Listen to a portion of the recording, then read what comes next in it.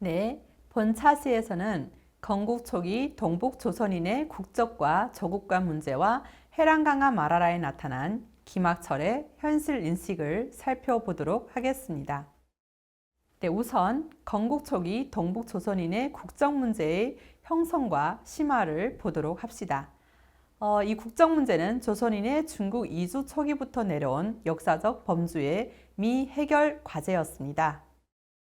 중국 공산당은 일찍 1930년대에 선언적 차원에서, 그러니까 이제 선언을 한 거죠. 그때는 중국 공산당이 정권을 잡고 있지는 못했기 때문에 그야말로 정말로 선언을 했습니다. 그래서 동북 거주 조선인을 중국 경내의 소수민족으로 인정함으로써 그들의 중국 공민의 지위를 인정하였습니다. 선언적 차원에서요. 네, 하지만 1930년대는 위만주국 시기였기 때문에 중국 공산당의 선언은 실질적으로 아무런 의미도 가지지 못했다고 볼 수가 있겠습니다.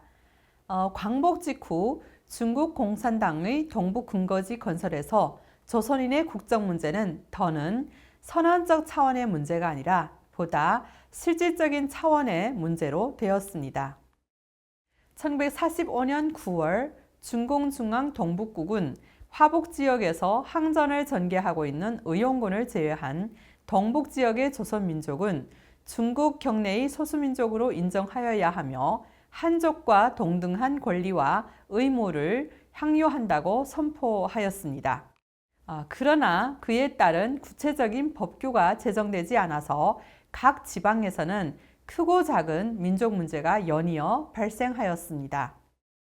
이어서 국내 해방전쟁에서 동북 근거지를 공고히 하기 위해 추진된 중국 공산당의 토지개혁을 앞두고 동북에 남은 조선인의 국적 문제는 더는 미룰 수 없는 현안이 되었고, 이에 대해서 당시 중공 연변지휘석이 요준수는 동북 잔류 조선인에게 이중 국적을 허용할 것에 관한 건의를 성리와 중앙에 보고하였습니다. 이 요준수는 한족입니다. 한족 출신의 석이죠. 그러니까 이제 토지를 이제 나눠줘야 되는데 이 조선인들에게 토지를 나눠주기 위해서는 국적이 있어야 되잖아요. 이 국적 문제가 해결되지 않으면 동북 지역에 그때 당시 잔류한 근 80만에 달하는 조선인을 중국 공산당 편으로 수용을 할 수가 없는 그런 문제가 이제 발생하게 되고, 그것은 국공내전을 진행 중인 공산당에게는 상당히 큰 곤란한 문제였기 때문입니다. 이 과정에서 요준수는 자기가 이런 이제 건의를 제기한 것에 대해서 다음과 같이 회역하고 있습니다. 이 인용문을 한번 같이 보도록 하겠습니다. 요준수의 회고인데요. 네, 어느 한번 나는 한 조선족 노인과 한담하면서 조선 형편이며 중국 형편에 대해 이야기하다가 이쪽과 저쪽이 어느 곳이 더 좋습니까? 하고 물었다. 여기서 조선 형편은 북한을 가리키겠죠. 그리고 이쪽과 저쪽은 아마도 북한과 중국을 가리키는 말이라고 생각합니다. 계속해서 인용문입니다. 참 어떻게 말하면 좋을는지. 이곳도 나의 조국이요, 저것도 나의 조국이니까. 이렇게 말씀한 노인은 잠깐 생각하면서 마치도 아버님과 어머님 같으니 누굴 더 좋다고 하겠나 하고는 웃음을 짓는 것이었다. 노인의 몇 마디 말씀은 나에게 큰 계시를 주었다. 갑자기 그들더러 하나의 국적만 택하라고 하면 그들은 감정상에서 돌아서기가 어려울 것이었다. 아버지의 아들이자 어머니의 아들, 그들의 이런 감정을 존중하여 조선이 그들의 조국이라는 것을 승인하는 한편 또 그들을 중국의 공민으로 중국의 한 소수민족으로 간주하면 되지 않겠는가. 즉 그들의 이중 국적을 승인함으로써 중국 공민으로서의 모든 권리를 향수하게 하여 중국의 해방전쟁에 기여하도록 하면 되지 않겠는가. 이렇게 한다면 당면한 긴박한 문제도 풀 수 있고 그들의 감정도 상하지 않게 할 수 있지 않겠는가?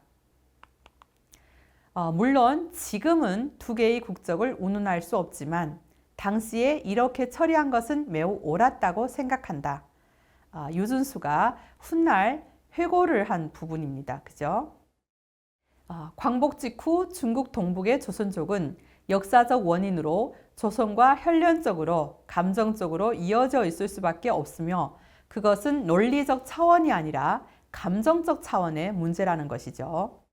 당시 조선족의 조국 간의 혼란과 모호함을 잘 보여주는 대목이며 중국 공산당 역시 이를 허용하고 묵인하였습니다.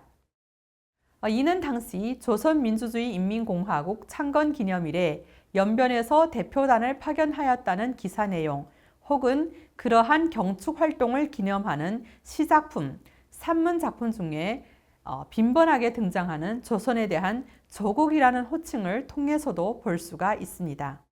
조선에 대한 이러한 친연성은 연변에 남아 연변의 지도층을 구성하고 있던 항일연군 출신의 고위 간부들 사이에도 상당히 퍼져 있었고 자치구 창립 이전에는 북한과 연변 사이에 고위 간부들의 교환도 이루어지고 있어서 당시 연변 지역 조선족의 조국 간의 혼란과 모호함을 가중시키고 있었습니다.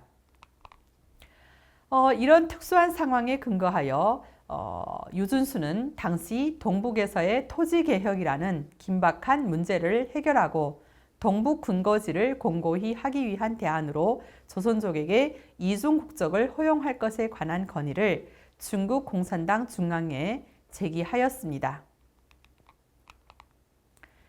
즉 조선인들의 감정을 존중하여 조선이 조선족의 조국임을 승인함과 동시에 조선족을 중국의 국민으로 중국의 한 소수민족으로 인정함으로써 조선족이 중국 국민으로서의 모든 권리를 획득하도록 하는 이중 국적을 부여하는 방법을 제안하여 중앙으로부터 긍정적으로 평가받았습니다. 중앙에서는 이를 비준하였고 이리하여 조선인은 중국 국민으로서의 대우를 향유할 수 있게 되었고 토지를 분여받을 수 있게 되었다고 합니다. 네, 다음에는 조선족 간부 주덕회의 주장입니다. 아까 앞에서 말씀드린 그 회영록은 한족 출신의 간부 유준수죠. 당시 조선족 자치구의 서기를 맡고 있던 한족 출신의 간부 유준수의 회고록입니다. 이중국적을 하는 게 좋겠다라는 제안을 중앙에 했다라고 했죠. 이번에는 조선족 출신의 간부 주덕회의 주장을 보도록 하겠습니다.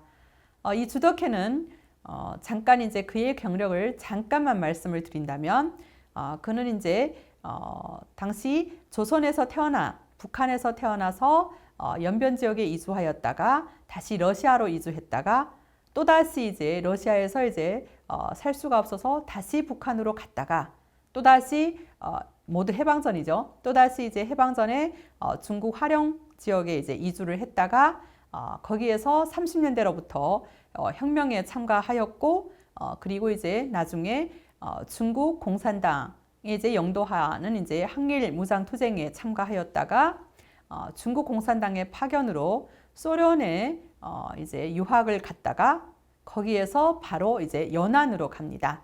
네, 그리고 연안에서 조선의용군의 중요한 한 간부가 되기도 했고요. 그리고 이제 광복 이후에는 조선의용군의 중요한 한 이제 간부로서 중국 공산당의 영도하에서 이제 동북에 남아서 동북의 연변 조선족 자치구를 세우는 그런 중요한 역할을 하게 됩니다. 그리고 초대 연변 조선족 자치구의 초대 구장이죠. 그러니까 연변 조선족 자치구를 설립하고 구장을 맡게 됩니다. 이런 주덕회의 이제 주장을 보도록 하겠습니다. 네, 조선족 출신의 민족 간부 주덕회는 네, 여기서 민족 간부라고 하는 것은 실은 이제 중국에서 한족 출신, 주체민족 출신의 이제 간부에 대응하여서 소수민족 출신의 간부를 민족 간부라고 이제 지칭을 하는데요. 그래서 민족 간부 주덕회는 오히려 이 문제에서 매우 단호하게 다른 생각을 드러내고 있습니다. 다음은 주덕회의 이제 생각이죠. 동북에 온 조선족은 거의 모두가 농민이었습니다. 우리는 자기 민족의 역사에 대해서 허무주의적인 태도를 취할 수 없으며 자기가 이 나라 공민이라는 것을 부인할 수 없습니다. 만일 자기가 이 나라의 공민이라는 것을 부인한다면 무슨 자격으로 토지를 가질 수 있겠습니까? 또 무슨 자격으로 군대에 나갈 수 있고 정치적인 권리를 행사할 수 있겠습니까? 주덕회는 토지 소유권, 참군의 자격, 정치 권리의 행사라는 매우 현실적이고 실제적인 차원에서 조선족이 중국의 공민이 되어야 함을 강조하고 있습니다. 즉, 공민권을 가져야만 그에 따르는 각종 권리를 향유할 수 있다는 지극히 현실 논리적인 입장을 보여주고 있습니다. 1952년 당시 중앙민족사무위원회 위원으로 임명되었던 최채 역시 주덕회와 함께 동북 거주 조선인에 대한 단일 국적을 분명하게 주장하였습니다. 한때 조선족의 인텔리층에는 다조국론이 만연하였는데 1948년 12월 길림성에서 소집한 민족사업좌담회에서 일부는 조선인의 조국은 여전히 조선이라고 했고 일부는 무산계급의 조국은 소련이고 민족의 조국은 조선이며 현실의 조국은 중국이라는 그런 논리를 폈습니다. 이게 다조국론이죠. 주덕회는 이런 다조국론에 대해서 단호하게 부정하였으며 한 사람에게는 오직 하나의 조국밖에 있을 수 없으며 또 한 사람이 동시에 몇 개의 부동한 국적을 가질 수 없다고 단호하게 말하였습니다. 중국의 조선족은 조선 국토에 있는 조선 사람들과 비록 같은 민족에 속하기는 하지만 부동한 공민권을 향유하고 있는 만큼 어디까지나 중국의 공민이라는 것입니다. 그럼 이 두 가지 대안은 어떤 차이가 있나요? 하나는 유준수, 그러니까 한족 출신의 간부가 국가 지도층의 입장에서 조선족의 경계적 위치를 국가가 허용하는 틀 내에서 예외적으로 처리하려고 했던 것에 비해서 주덕회와 최채, 그러니까 이제 아까 소수민족 출신의 간부죠. 민족 간부들은 그것이 곧바로 그 자신의 문제이기도 했으므로 모호한 경계적 존재로서보다는 현실적 삶의 기반인 중국적 정체성을 보다 분명히 하고자 했습니다.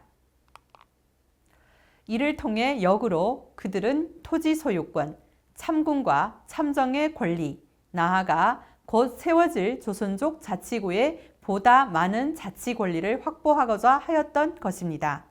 다른 하나는 소수민족 간부로서의 그들에게 체질화되지 않으면 안 되었던 중국 공산당을 향한 보여주기와 눈치 보기에 의한 것일 수도 있겠다라는 그런 가정을 해볼 수도 있을 것 같습니다. 이는 훗날 반오파 투쟁 및 문혁 때 이들 제1대 조선족 간부들 모두가 민족주의자로 낙인 찍혔던 것에서 미루어 짐작할 수도 있겠습니다. 네, 이번 차시에서는 건국 초기 동북 조선인의 국적과 조국관 및 김학철의 현실 인식에 대해서 살펴보았습니다. 다음 차시에서는 중국 공산당 영도하에 조선인의 동만 항일 근거지 건설을 살펴보도록 하겠습니다.